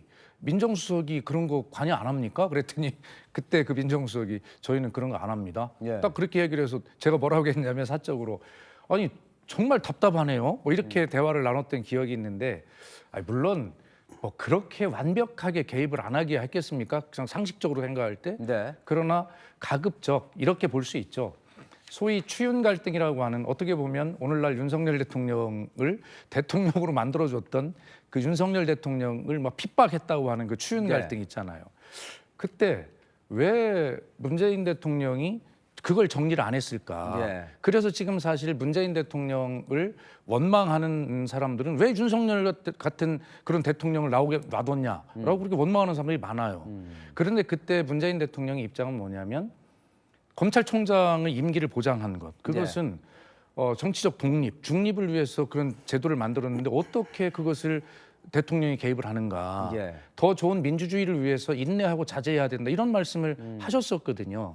저희도 완벽할 수는 없겠으나 적어도 그런 어떤 추인 갈등이라는 것을 끝까지 대통령이 개입하지 않고 놔둔 그런 어떤 것들을 실천하려고 적어도 노력은 했던 것으로 기억을 하거든요. 네. 그래서 지금 마침 이제 김건희 여사 수사에 관한 이야기를 하니 지금 저희들이 입장에서는 그런 거죠. 적어도 뭐 야당의 입장보다는 많은 여론조사들을 보면 김건희 여사에 대한 수사가 좀 불공정하다라고 네. 하는 부분들이 있을 겁니다. 그래서 소위 야당의 용어인지는 모르지만 김건희 여사를 검찰이 소환했을 때 황제 조사, 출장 조사, 핸드폰 압수 당하고 들어가는 검사가 어딨냐 이런 것은 누가 봐도 설득력이 좀 떨어지죠. 네. 그런 측면에서 저는 자신 있게 제 입장에서 보면 문재인 정부 때보다는 윤석열 정부에 들어서서 사실은 검찰의 불공정한 이런 어떤 프레임이 힘들이 좀 더 작동한 건 사실이 아닌가라고 뭐 그렇게 의심할 수밖에 없습니다. 저는. 저는 완전히 반대로 인식을 하거든요. 그러니까 문재인 정권 때는 엄청났죠. 솔직히 말하면 그 특수부 검사, 검찰 개혁을 얘기한 게 민주당 정권 아니겠습니까? 그럼 특수부 검사들을 쓰면 안 되거든요. 윤석열 그 당시에 그 검사를 갖다가 검찰총장으로 발탁해서 칼 손에 쥐어주고 마음껏 난도질하게 만든 분들이 그분들 아닙니까? 그러고 나서 문제는 뭐냐면 그 칼이 자기들을 향하니까 그때는 뭐 박범계, 추미애 난리 바가지를 치면서 그저 무리를 해가지고 검찰총장 막 탄핵을 하고 뭐 직무를 정지시키고 난리가 났던 걸로 기억하거든요. 그것 이상으로 수사에 개입하는 거 저는 상상이 안 가거든요. 그것 이상으로 어떻게 정권이 수사에 개입을 할 수가 있는가. 예. 물론 이제 윤석열이랑 강성을 만나가지고 그게 뭐랄까 뜻을 이루지 못한 것뿐이고요. 예. 김건희 여사 수사 같은 경우도 제가 기억은 뭐냐면은 추성윤 그 중앙지검장인가요? 이성윤. 이성윤이죠 참. 예. 그분 같은 경우 그 사건 했는데 그 단계 속에서는 사실은 기소하기도 어려운 단계였어요. 그런 걸 빨리 마무리를 지어야 되거든요. 근데 정치적 이유에서 마무리를 안 짓고 다음 정권으로 그냥 넘겨버린 겁니다. 그게 이렇게 된 거고. 지금 윤 대통령 측에서 좀 잘못한 부분이 있다면 초기에 그냥 특검 얘기 나왔을 때 받았으면 나는 그 지금 깔끔히 해명됐을 거라고 보거든요. 지금 뭐 도이치 누구 뭐 주범들 뭐 처벌을 받았다라고 하는데 거기서 가장 덜한 그러니까 집행유예형을 받은 사람보다 김건희 여사의 그 혐의가 약하거든요. 예. 그러니까 그때 털었으면 아무 문제도 없는데 그걸 괜히 갖고 오다가 일을 더 크게 만들고 민주당으로 하여금 뭐 검찰에 대한 공격에 무차별한 공격에 빌미를 준 부분은 좀 아쉬움으로 남습니다. 진 교수님, 그럼 대통령실이 검찰에 영향을 미칠 수 있는? 아니 문재인 정권 때는 아예 그냥 그 노골적으로 했잖아요. 그러다가 정권 뺏긴 거 아닙니까? 우리 진중권 교수님에게 약한 유감을 표합니다. 알겠습니다. 그러면 이건 이쪽에서 정리하고요. 자, 불행의 한번 클라이막스로 한번 가보겠습니다. 네, 자 바로 계엄과 탄핵이었습니다. 윤 전 대통령은 무슨 작정으로 계엄을 선포하고 국회에 군과 경찰을 동원했던 걸까요? 주 의원께서 계엄 직후에 당시 한동훈 대표와 이제 들어가셨잖아요. 네. 예, 대통령실에 들어가서 대통령도 뵙는데 예, 계엄 직후였어요. 좀 어떤 말씀하셨습니까? 그때는 이제 계엄 직후고 이제 탄핵 소추가 임박한 예. 상황이어서 저희가 이제 대통령과 여당 대표 간의 대화가 필요하다라고 생각해서 이제 같이 갔던 것인데요. 네. 저는 두 분이서 허심탄회하게 좀 얘기하는 게 필요하다라고 봐서 이제 주로 독대를 하도록 했고, 예. 그래도 그거는 생각납니다. 그 대통령께서 이제 임기에 연연하지 않겠다는 말씀을 여러 번 하셨어요. 그리고 임기에 연연하지 않겠다라고 했고, 사실 그 자리에서 2차, 3차 계엄은 저는 사실은 좀 그 할 수 있는 여건도 안 되고 불가능하다라고 생각했는데 민주당을 중심으로 해서 그것도 우려하는 국민들도 좀 아직 남아 있으신 상황이어서 예. 그냥 2차, 3차 계엄에 대한 빌미를 주지 않기 위해서는 당시 군 지휘부에 대한 어떤 조속한 정리가 좀 필요하다. 이런 것을 이제 한동훈 대표가 그때 건의를 했었던 기억이 있고 네. 그리고 또 대통령께서 또 전격적으로 수용을 하셨어요. 네. 그래서 그 만남 이후에 사실 그런 조치들이 이루어져서 사실은 좀 계엄 상황을 완전하게 일단락한 측면은 있었고요. 네. 그 이후에 제가 좀 아쉬웠던 것은 그 이후에 대화가 계속 더 연속으로 이어지고 또 그런 것들이 더 가시화돼서 국민들 눈높이에 맞게 좀 더 발현됐으면 좋았겠다는 생각은 드는데 당시 대화에서는 주로 그런 논의들이 오고 가서 네. 제가 아는 정도는 뭐 그 정도 내용들이 네, 전부입니다. 근데 진 교수님, 저희 사실 보면 일각에서는 계엄이 좀 이게 이렇게 표현해야 될까요? 좀 어설펐다는 얘기를 또 하잖아요. 군을 동원하는 과정 속에서. 근데 대통령은 정말 정치인을 체포하려고 했다면 뭘 하려고 했던 걸까요? 네. 뭘 하고 싶었던 걸까요, 대통령은? 그 정상적인 상황이 아니었던 것 같아요, 이분이. 제가 볼 때는 예. 현실적으로 불가능한 일이지 않습니까? 지금 시대가 어느 시대인데 저는 이제 처음에 계엄 떨어졌다는 얘기를 누구한테 전화가 왔어요. 뭐 의원한테, 전 의원한테. 그래서 몸 조심하시라고. 그때 정말 웃었거든요. 이거 코미디다, 해프닝이다. 이거 끝날 거다. 몇 시간 지나면. 예. 시대가 이게 아니다라고 했는데 그런 판단이 안 됐던 거죠. 안 되고 그게 가능하다고 믿었던 것 같습니다. 군이 예. 자기 뜻대로 움직여질 거라고 믿고 또 그렇게 보고한 사람들이 있었겠죠. 예. 그러니까 대통령이 보니까 재밌는 건 뭐냐면 이런 겁니다. 당에서도 반대했거든요.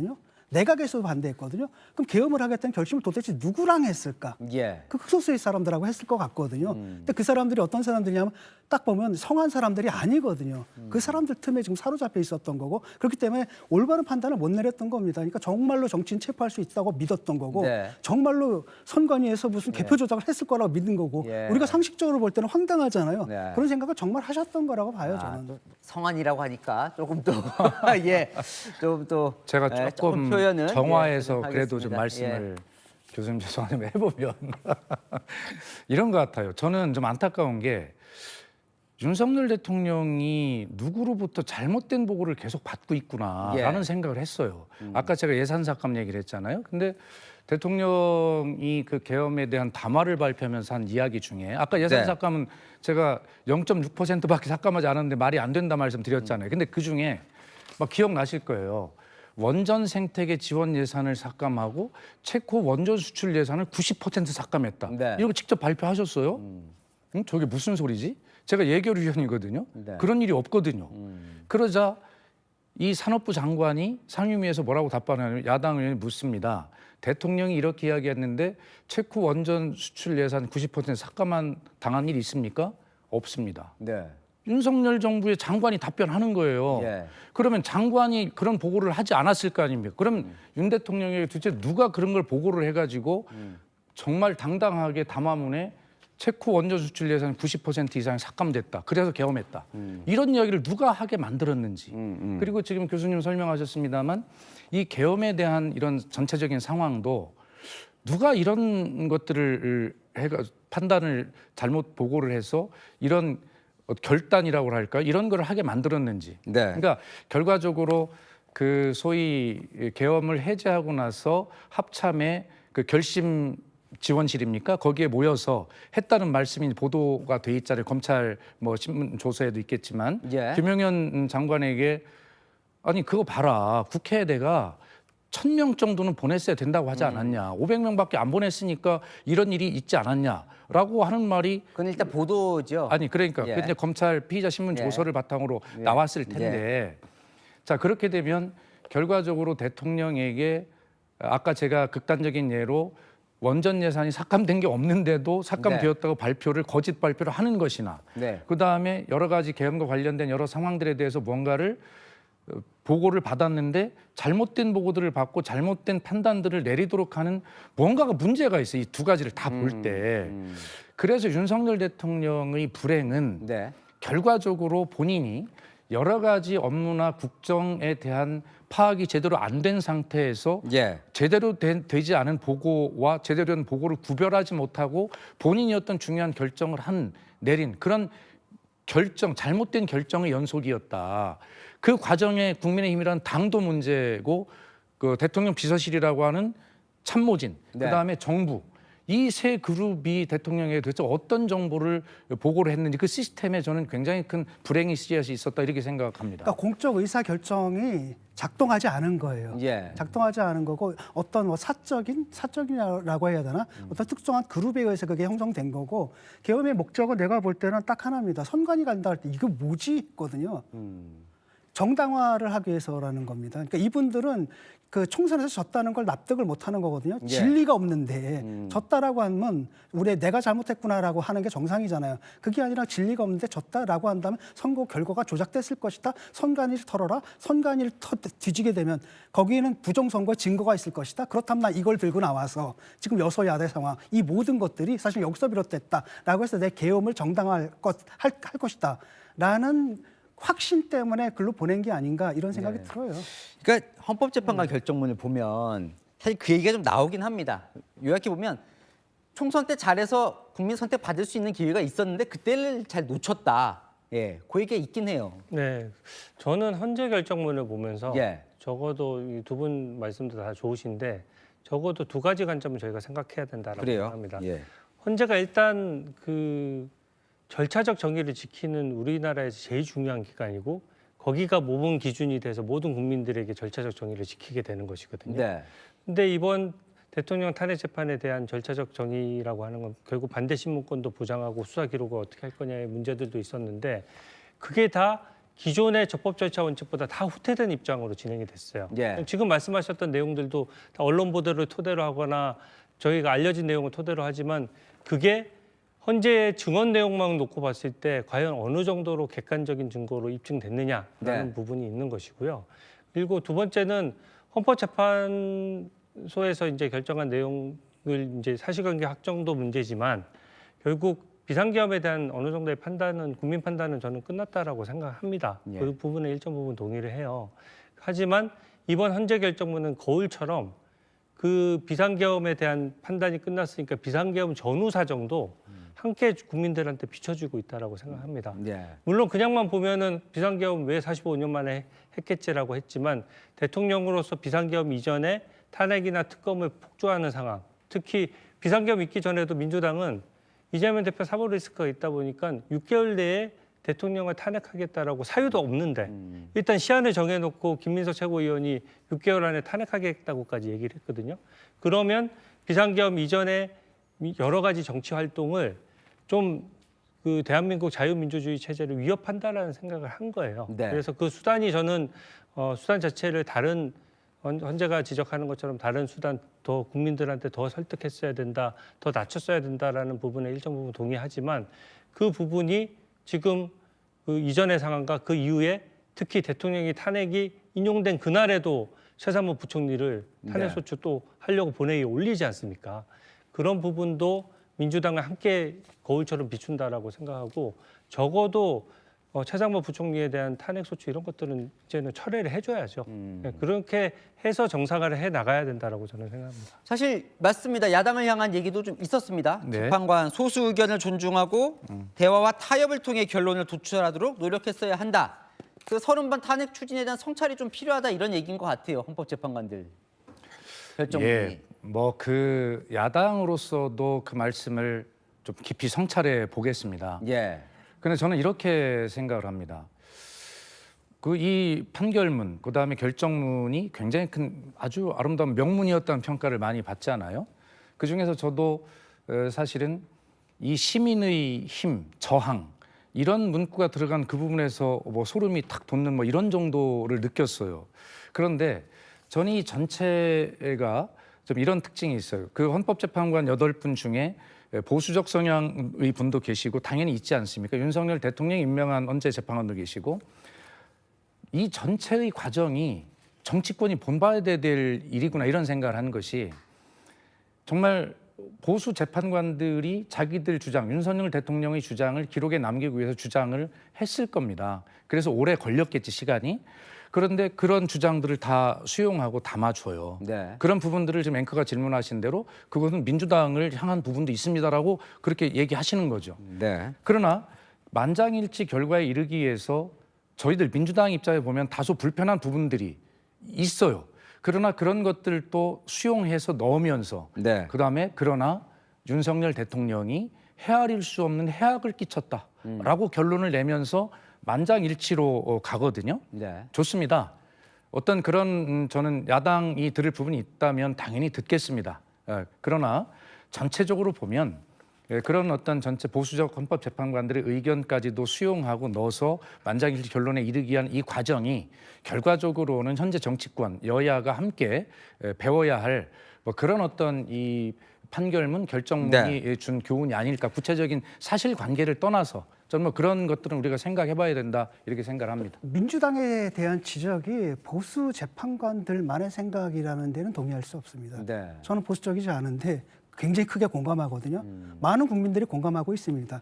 탄핵 상황인데도 예컨대 이재명 대표와 민주당에 대한 지지가 그렇게 높지 않지 않습니까? 거기에 비하면. 그런 것들은 바로 뭐냐면 민주당에 대한 책임을 일반 국민들도 크게 묻고 있다라는 네. 걸 보여주는 거고 그걸 갖다가 뭐 한두 사람 섞여 있는 보수 재판관의 견해라고 이렇게 폄훼하시면은 아까 받아들이겠다라는 마음의 진정성을 못 믿게 돼요, 제가. 네. 왜 이렇게 교수님 왜 이렇게 늦어졌을까요? 판결은. 저는 전문 법칙, 아까 말씀하신 전문 법칙 때문일 거라고 보거든요. 왜냐하면은 처음에는 이제 각하 문제, 탄핵의 탄핵 소추의 동일성 문제, 즉 내란죄를 넣었다 뺐다 한 부분 있잖아요. 예. 그게 문제가 될 거라고 봤습니다. 왜냐하면 구체적으로 그걸 넣었으면, 그걸 뺐으면 나는 더 탄핵에 찬성하지 않았을 거라고 하는 의원이 실제로 나타났으니까. 예. 근데 그 부분은 뭐 어떻게 처리가 되냐면 간단하게 처리가 됐더라고요. 그로 인해 가지고 그 의결의 결과가 달라졌을 것 같지는 않다. 달라졌을 거라는 건 당신들의 추정에 불과하다고 간단히 처리해봤고, 전문 법칙에 대해서 바로 그 얘기하는 겁니다. 예. 아까도 주진우 의원께서 이제 얘기한 바로 그 부분이거든요. 두 분은 그걸 엄격하게 적용을 해야 된다. 그런데 그것을 엄격하게 적용하느냐 아니면 느슨하게 적용해야 하느냐에 따라서 아까 그 5가지 혐의에 대해서 예. 실릴 분량이 좀 달라질 거라고 보거든요. 네. 근데 결국은 다 실렸고, 그래서 그렇게 주장한 분들의 견해와 또 거기에 반대했던 견해가 같이 보충 결과가 같이 있었던 거고, 아마도 그거 가지고 그걸 논의하느라고 늦어졌던 것 같고, 결과적으로는 뭐랄까 전문 법칙을 좀 느슨하게 적용을 해서 아까 주진우 의원님은 조금 불만이 있으시겠지만 그런 부분 가지고도 다 담긴 게 아닌가 싶어요. 네, 저는 만장일치가 오히려 조금 문제였다고 봤어요. 네. 왜냐하면 탄핵 재판이 늦어졌던 거는 누가 보더라도 문영배 재판소장 대행이 엄청 서두르다 갑자기 멈추니까 네.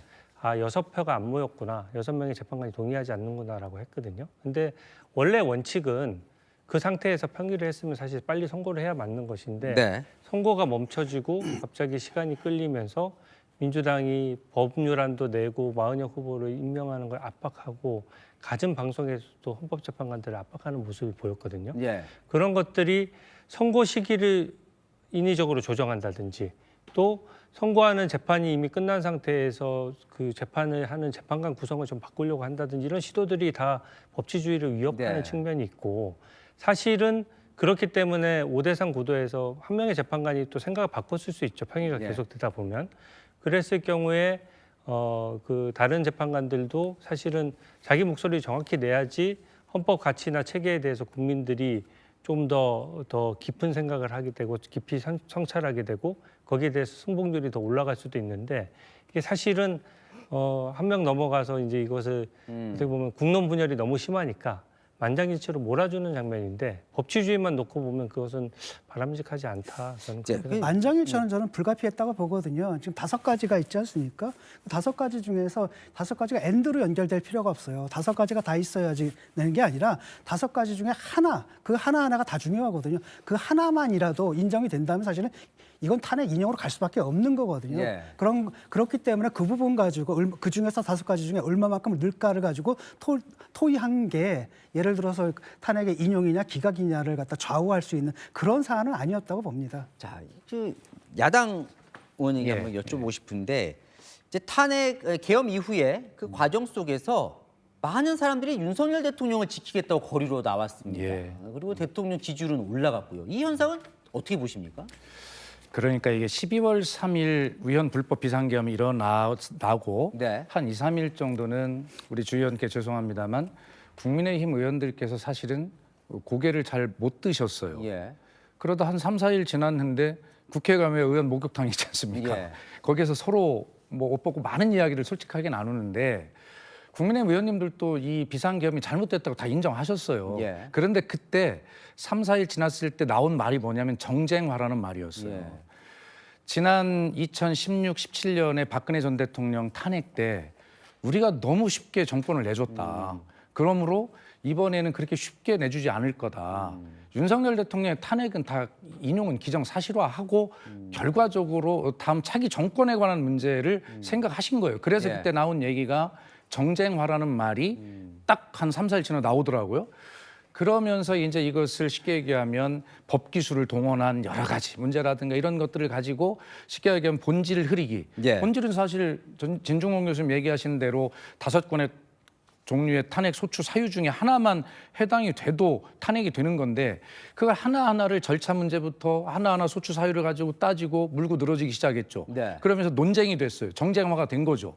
그러면서 이것이 기각이나 각하가 될 수 있는 가능성이 있겠는 걸, 그러면서 윤석열 대통령도 지지자들을 향해서 메시지를 내고, 그러면서 조기 대선에서 쉽게 져선 안 돼라고 하는 진영의 결집이 일어난 것이죠.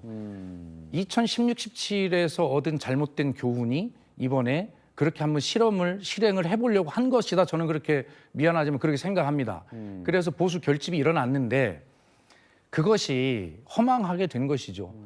4월 4일 날 탄핵 인용이 되자마자 결과적으로는 얼마나 많은 저항이 있을 거로 예상했습니까? 네. 그러나 오후 얼마 안 가서 그 많은 극렬 지지자들, 뭐 표현 어떨지 모르겠으면 다 해산이 됐잖아요. 그리고 그 주말 집회에도 별로 모이시지 않았어요. 생각했던 것만큼 그렇게 강한 저항이 있지 않았거든요. 예. 그래서 결과적으로는 그 어떤 조기 대선을 중심으로 한 어떤 지지층의 결집을 이뤄내고자 하는 그런 것들. 그런데 이 탄핵 인용이 되자마자 끈이 탁 풀어져 버리는 것이죠. 그래서 진정으로 이 보수를 지키고자 하는 그런 열렬한 무슨 뭐 투쟁이나 이런 것들이 아니라 정치적인 이유로 그렇게 결집을 하게 됐는데 그 정치적 이유가 사라지자마자 결과적으로는 모일 수 있는 동력이 앞으로는 어떻게 될지 모르겠습니다만 좀 그런 측면이 저는 있었다. 뭐 그렇게 저는 생각합니다. 광장의 민심을 민주당이 저렇게 너무 겸해서는 안 된다라고 생각합니다. 특히 광장에 모인 민심에 대해 가지고 그때 광주에서 집회를 할 때도 정말 많은 사람들이 모였거든요. 예. 근데 집회장을 뭐 그냥 뭐 정치적인 언어겠지만 쓰레기장을 집회의 장소로 추천한다면서 사실 국민들을 조롱한다든지 또 국민들이 거기 모인 국민들을 전부 다 어떤 극우라고 단정하면서 그 국민들에 대해서 내란 선동행위다 뭐 해서 형사 고발까지 하지 않습니까? 예. 저는 거기 모인 분들의 그 대한민국을 걱정하는 그 진정성을 알아줘야 된다는 생각이 들고 민주당이 놓치고 있는 부분이 있습니다. 실제 그 집회에 가보면 20, 30대의 젊은 사람들이 꽤 많이 나와 있어요. 예. 근데 그것을 전부 다 무슨 20, 30대 젊은 청년들이 극우화됐다 뭐 이런 식으로 폄훼하고 넘어가는데 이 젊은 세대, 특히 20대, 30대 세대들은 대한민국을 저희보다 더 오래 이끌어 가야 될 사람들이고 네. 또 지금 어떻게 보면 기존 기득권을 이겨나갈 수는 없지만 지금 기존 기득권이 세지면 세질수록 손해를 보는 분들이에요. 예. 그 분들이 위기의식을 느껴서 나왔다는 생각도 해보셔야 됩니다. 특히 이번 그 비상계엄 이전 상황을 놓고 보면 제가 탄핵 특검을 자꾸 얘기하는 이유가 뭐냐면은 민생을 신경 안 쓰는 거예요. 국익을 별로 신경 쓰지 않는다는 느낌을 받는 거고 미 트럼프 체제에 들어와서 가장 중요한 시기에 한덕수 대행이 막 협상을 시작하려고 하는데 며칠 만에 탄핵을 해버린다는 거죠. 그랬을 경우에 이게 과연 대한민국을 오랫동안 살아가야 될 젊은 청년들의 위기감을 불러온 것이고 예. 그분들의 걱정과 목소리를 결코 무시해서는 안 된다. 저는 그렇게 생각합니다. 알겠습니다. 이거 여기서 한번 진 교수님 마무리 좀 지으려고 하는데 계엄 이후에 광장도 보셨고 광장에 나온 사람 그다음에 이제 판결이 난 이후에 또 말씀하신 대로 또 이렇게 다들 승복하고 어쨌건 흘러가는 이 문화적인 부분에 대해서는 좀 어떻게 평가를 하세요? 저는 탄핵 반대 35% 40% 나왔을 때 다 거품이라고 먼저 얘기를 했거든요. 예. 저건 과표집된 거다. 예. 여론조사 속에서. 그다음에 그것이 이제 운동처럼 돼버려가지고 이분들이 다 전화 기다리고 있다고 받아가지고 정말 열심히 적극적으로 대답하고 그랬거든요. 그러다 보니까 보수층이 좀 과대표집됐다라고 보고요. 그다음 광주 집회 같은 경우에도 대부분 다 외부에서 버스 타고 갔던 거지 광주에서 뭐 자발적으로 일어나거나 이랬던 건 아니었고 그걸 뭐 민주당도 마찬가지더라고요. 버스 대절하셔서 올라오시더라고요. 그랬던 거고 사실은 이게 탄핵 인용 전에 이미 빠졌었어요. 탄핵 전에 그러니까 그 전에 굉장히 비슷했는데 탄핵 인용 며칠 전에 벌써 이만큼 차이가 벌어지기 시작했거든요. 그건 저게 거품이 이제 슬슬 가라앉는 과정이고 저는 그 집회에 나온 모든 분들이 정말로 극우 유튜버를 봐가지고 세뇌되고 이런 분들도 물론 있겠지만 그 절실한 마음이 있다고 보는 겁니다. 그래 윤 대통령 잘못했어. 잘못한 거 아는데 그렇다 그래서 정권을 저 사람들한테 내줄 수는 없지. 그러니까 예. 민주당과 이재명 대표에 대해 갖고 있는 포비아 같은 것들. 예. 그래서 우리라도 뭉쳐야 되는데 뭉칠 구심점이 없었던 거죠. 거기밖에. 그래서 저는 뭉치는 건 좋은데 구심점은 잘못 찾았다라고 늘 얘기를 했거든요. 그래서 지금 저게 일종의 그 마취제라 그러나요? 그 마취제라는 것이 사실 성분은 마약이잖아요. 거기 좀 도취되어 있었다라고 생각을 했고 네. 그다음에 또 다른 한편으로는 또 막연한 기대감이 있었습니다. 혹시나 기각이 될지 모른다. 그런데 이제 현실화가 딱 되니까 그 기대감이 없으니까 사실은 아주 강성인 분들만 딱 남게 되는 거고 그게 원래의 현실이었다라고 봅니다. 네. 알겠습니다. 자, 이제 좀 앞으로 나가보겠습니다. 대선 레이스가 힘차게 시작했습니다. 여야 모두 많은 후보들이 이제 출사표를 오늘부터 어제부터죠 정확히 말하면 던지기 시작했습니다. 새로 탄생하는 대통령은 행복할 수 있을지 국민들은 그 대통령 보면서 행복할 수 있을지 진 교수님 바로 다시 여쭤볼게요. 어떤 대통령을 원합니까 지금? 지금 제가 이제 국민의 한 사람으로서 느낀 예. 건 뭐냐면은 대통령이 없는 시기가 너무 좋아요. 몇 번 안 없어요? 겪었거든요, 우리가. 예. 그 노무현 대통령 탄핵 때 한 2달 정도 없었잖아요. 예. 너무 평안한 거야. 그다음 박근혜 대통령 탄핵됐을 때 너무 평안한 거야. 최근에도 너무 평안하지 않아요. 그래도 안 되죠. 그런 생각이 드는데 예. 저는 시대 정신은 사실은 양쪽 다 청산하는 거라고 보거든요. 네. 물론 가장 큰 책임은 대통령에게 있지만은 민주당도 쌍방과실입니다. 그렇게까지 네. 몰아가는데 민주당의 책임이 분명히 있겠고 민주당이 사실 과거와 같은 그 리버럴 정당이 아니다라는 인식이 굉장히 강하거든요. 그러다 보니까 그 서로 극과 극이 대치했는데 예. 문제는 뭐냐면 이 시스템 자체 있습니까? 아니겠습니까? 이거를 청산해야 되는데 지금 현재 분위기로서는 한쪽만 청산되고 네. 한쪽 그대로 남는 분위기예요. 예. 그래서 많은 국민들은 뭐라고 생각하냐? 물론 민주당 지지하는 분들은 좋아서 신나겠죠. 하지만은 많은 국민들은 뭐냐면 이것도 아니고 네. 이참에 저쪽도 정리가 돼야 되는데 네. 길은 안 보이고 예. 누구를 찍어야 되나 이런 상태인 것 같아요. 진중권 교수님 보통 이제 개인적으로. 중도층에 있는 분들은 예. 탄핵 찬성은 오히려 평균치보다 훨씬 더 높게 나옵니다. 네. 하지만 그렇다 해서 이재명 대표가 대안이냐 여기에 네. 대해서도 굉장히 그래서 응답이 제가 아까 적게 헌재 나오거든요. 거울이 이재명 대표를 지금 비추고 있다라고 얘기하는 거예요. 그게 헌재에서 지적했던 여러 가지 문제점이나 이런 것들이 지금 이제 이재명 대표가 지금 윤석열 대통령 사실 무대 위에서 어쩔 수 없이 내려왔지 않습니까? 예. 그러니까 거기에 대한 성찰도 저는 있어야 될 것이다. 아니 민주당 분위기는 어때요? 다 이긴 분위기입니까? 대선 이미? 절대 그렇지 않죠. 예. 그렇지 않고 저희는 이 윤석열 대통령이 일으켰던 위헌 불법 비상계엄 또 내란이라고 저희가 규정을 합니다만 이것을 예. 정리하는 문제와 예. 차기 정부를 선택하는 이것은 명확히 구분돼야 된다고 생각을 하고 있어요. 예. 그래서 이것 때문에 민주당이 집권한다? 다 된 것 같다? 이런 생각 네. 절대 하지 않습니다. 지금부터 시작이고 경쟁이지. 대한민국 국민이 얼마나 위대하고 훌륭한 국민입니까? 어떻게 심판으로만 미래를 선택할 수 있겠습니까? 네. 심판은 심판이고 미래는 미래라고 그렇게 구분할 거라고 생각하고요.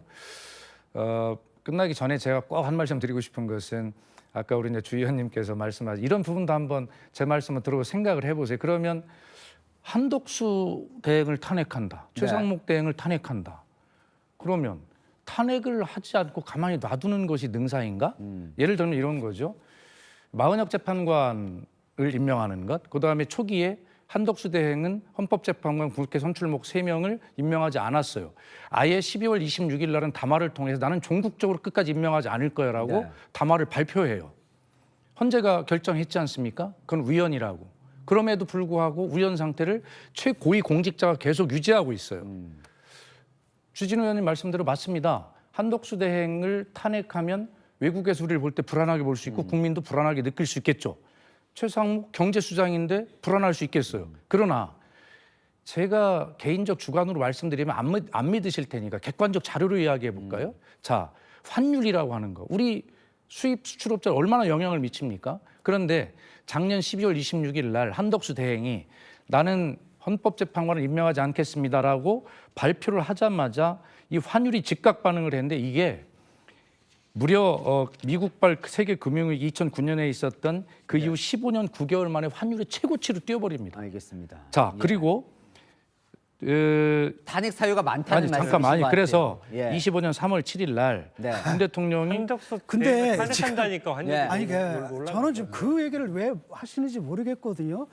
예를 들어가지고 헌법재판관의 정족수가 채워지지 않은 건 사실 민주당도 그랬잖아요. 민주당도 열심히 해가지고 사실 정족수가 모자랐던 사태가 애초에 발생한 거고 그다음에 헌법재판소에서 언제까지 탄핵하라고 기한을 준 건 아니란 말이죠. 그다음에 그거 비판할 수 있습니다. 저도 비판했거든요. 근데 그 비판의 방법이 탄핵입니까? 윤 대통령이 그 민주당에 맞서는 방법이 계엄이 잘못된 것처럼 거기서 탄핵으로 맞서는 것 또한 잘못됐다는 거죠. 아니 그러니까 교수님 말씀 인정을 해요. 그럼 민주당은 탄핵밖에 방법이 없었는 거. 그건 네. 저희가 돌아보고 국민에게 매를 맞을 몫은 저희가 맡겠습니다.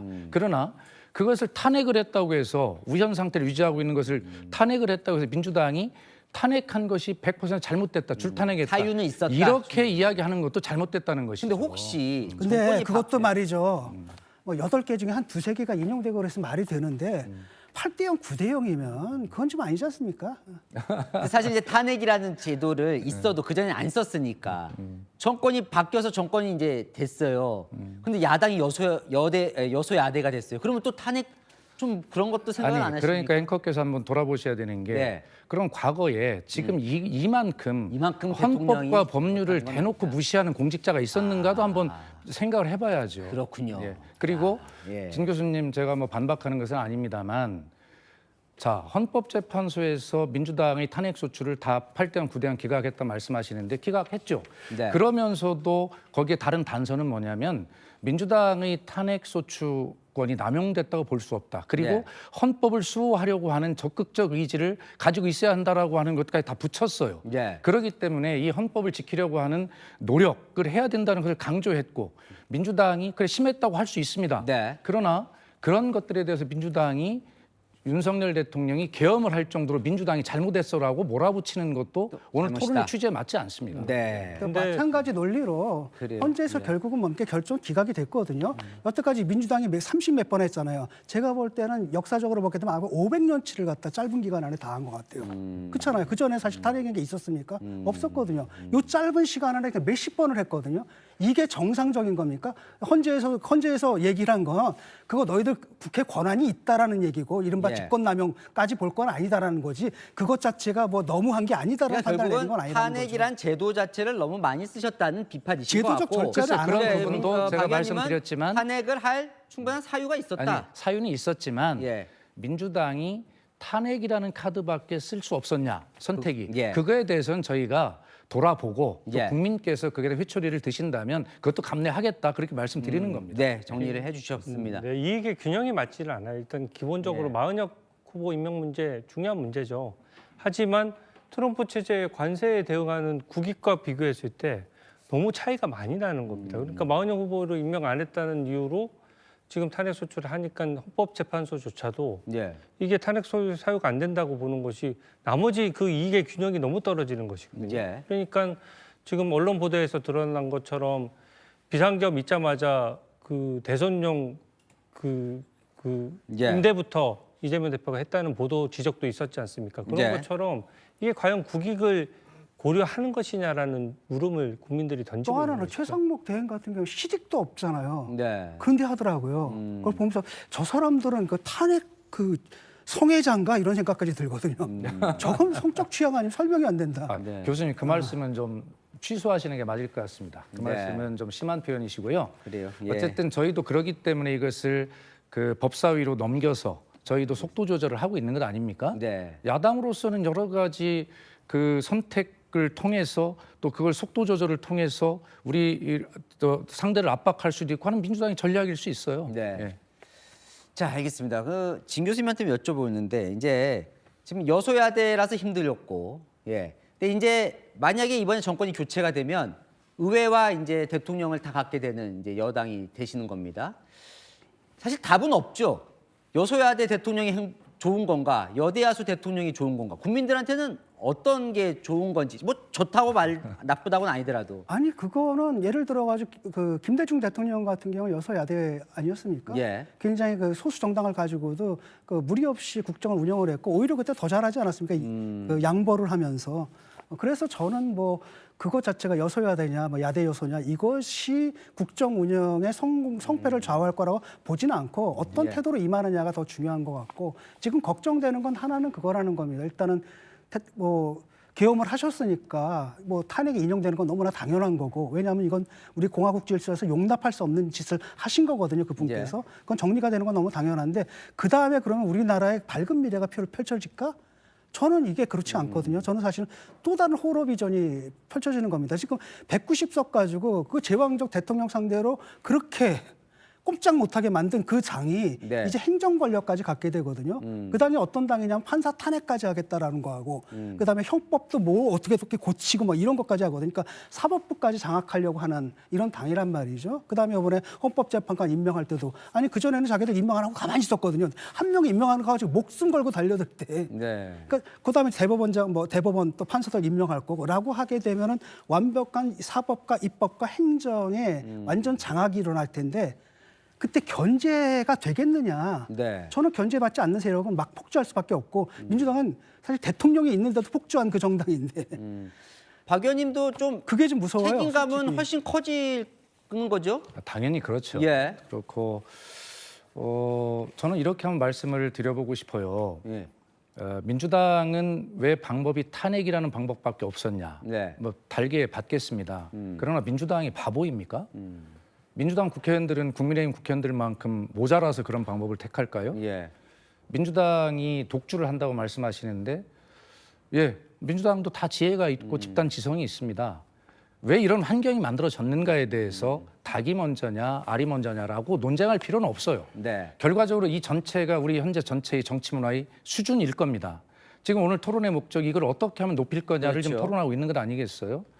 자, 그래서 전제로 민주당이 행정 권력과 입법 의회 권력을 다 가지면 어떻게 할 거냐? 교수님께서는 굉장히 부정적으로 말씀하셨는데 저는 네. 결과적으로 우리가 두 가지를 다 생각해 볼 수 있는데, 아니 헌법이 잘못돼 가지고 윤석열 대통령이 계엄을 했습니까? 헌법이 죄는 아니잖아요. 결과적으로 제도가 미비한 점이 있다 하더라도 그 제도를 운용하는 사람의 문제 아니겠습니까? 네. 정치인의 철학의 문제 아니겠어요? 그런 것인데 아마 이런 사태를 거치면서 저는 예를 들어 민주당이 이재명 대표가 뭐 설사 다음 차기에 뭐 정부의 대통령이 된다 하더라도 예. 아마 이런 과정들을 거쳐서 느낀 집단적 교훈 같은 것들을 좀 헌재의 판결의 권고대로 자제와 인내를 전제로 하면서 뭐 잘 해나갈 거다. 그런 집단 지성과 있다. 지혜가 민주당에 충분히 있다. 그렇게 저는 생각을 합니다. 저는 헌법 정신 중에서 견제와 균형이 제일 중요하고 국민들께서도 가장 고려하시는 것이 어느 한쪽에 힘이 쏠렸을 때 권력은 남용되기 쉽고 또 권력에 폭주하기 쉽거든요. 근데 제가 제일 문제가 좀 심각하다고 생각하는 부분은 민주당 체제의 일극주의입니다. 예를 들어서 탄핵을 이제 남발하는 게 아까 그 얘 되게 공감하는데 500년 할 거를 한꺼번에 몰아서 하는 거죠. 근데 보통 아무리 190석이나 의석이 많다고 하더라도 네. 당에서 이견이 나오고 이렇게 탄핵을 남발했을 경우에 국민들이 얼마나 우리를 이상하게 보겠느냐라는 그 당내의 이제 자성적인 여론이 나와서 예. 결국은 민주당 내부에서도 서로 견제와 균형이 이루어져야 되는데 지금은 이재명 대표 한마디면은 그냥 네. 이탈표가 한 표도 없어요. 예. 이상한 탄핵이나 특검을 그렇게 몇십 번을 하는데도 이탈표가 한 표도 없는 게 저는 이게 지금 민주적인 정당 체제가 좀 안 맞는다는 생각이 드는 거죠. 네. 그리고 지금 예를 들어서 민주연구원 부원장인 김용 부원장 같은 경우에도 불법 대선 자금 6억 원으로 2심 때 징역 5년에 그 사실심의 최종심 아닙니까? 징역 5년을 선고받고 법정 구속이 됐어요. 네. 거기에 대해서 비판하는 의원도 생기고 거기에 대해서 자성하는 목소리도 나와야 되는데 아예 언급을 안 합니다. 네. 뭐 법인카드 유용 사건도 마찬가지고 더 대북 송금 사건은 더 심해요. 그 경기도지사 밑에 있던 부지사가 800만 불을 북한에다 갖다 줬는데 그런 내용들조차도 여기에 대해서 뭐 비판하거나 하는 것이 아니라 전부 그 이하영 부지사에 대해서 좀 잘 보이려고 하고 이런 장면들이 예. 국민들이 보셨을 때 이 정당이 자성적으로 견제와 균형 기능을 할 수 있을 것이냐. 예. 그런 상황 하에서 최소한 입법 폭주를 막을 수 있는 대통령 제2요구권이 없어졌을 때 네. 어떤 법안을 만들어낼 거냐는 거죠. 지금 법안들도 보면 한 일주일 만에 만들어내는 법안도 너무 많아요. 예. 그리고 다 머릿속으로 만들어내는 법안도 많고 이재명 대표 체제가 들어선다라고 생각해서 그런지 민주당 의원들이 이재명 대표에게 누가 보더라도 아부하는 법안들, 예. 공직선거법에 벌금 100만 원 이상을 1000만 원 이상으로 당선 무효형을 높인다든지 이런 법률안들을 몇십 건을 막 발의를 하거든요.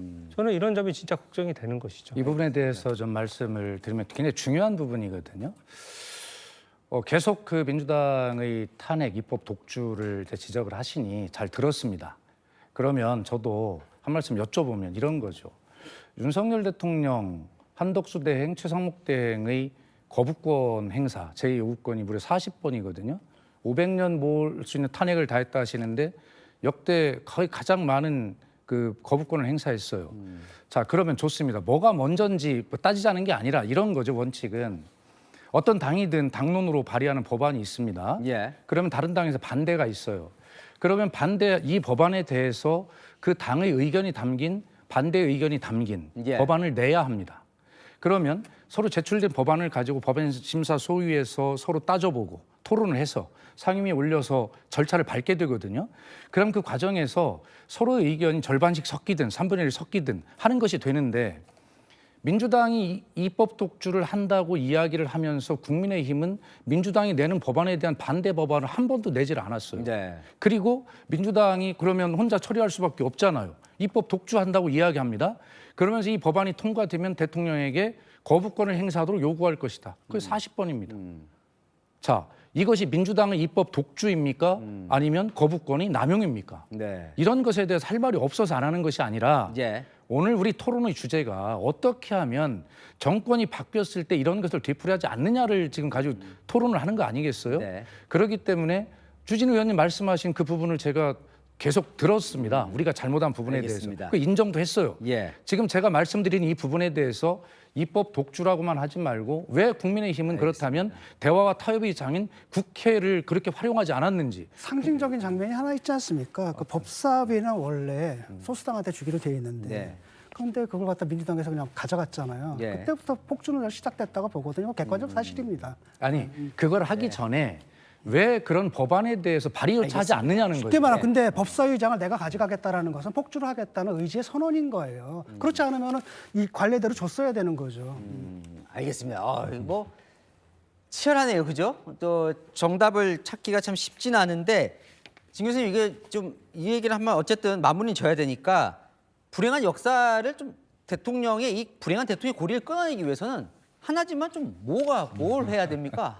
우리 정치는 하나라고 안 되죠.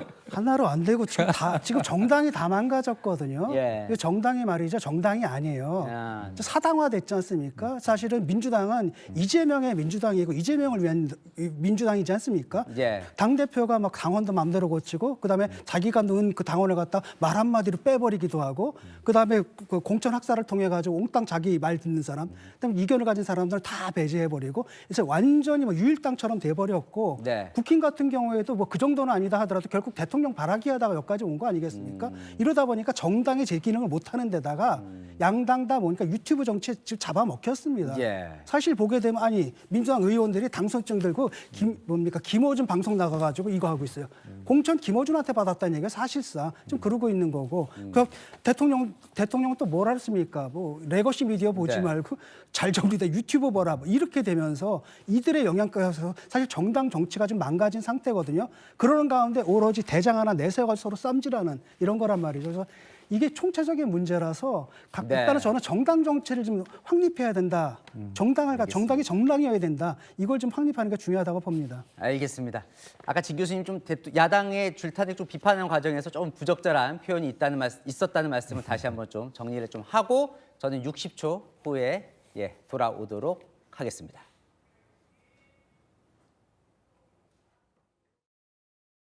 네, 오늘 토론 어떻게 보셨습니까? 국민들이 가만히 이 눈 감고 떠올리면 미소가 지어지는 또 가슴 한 저편에서 존경심이 솟아나오는 그런 대통령은 나올 수 없는 것일까요?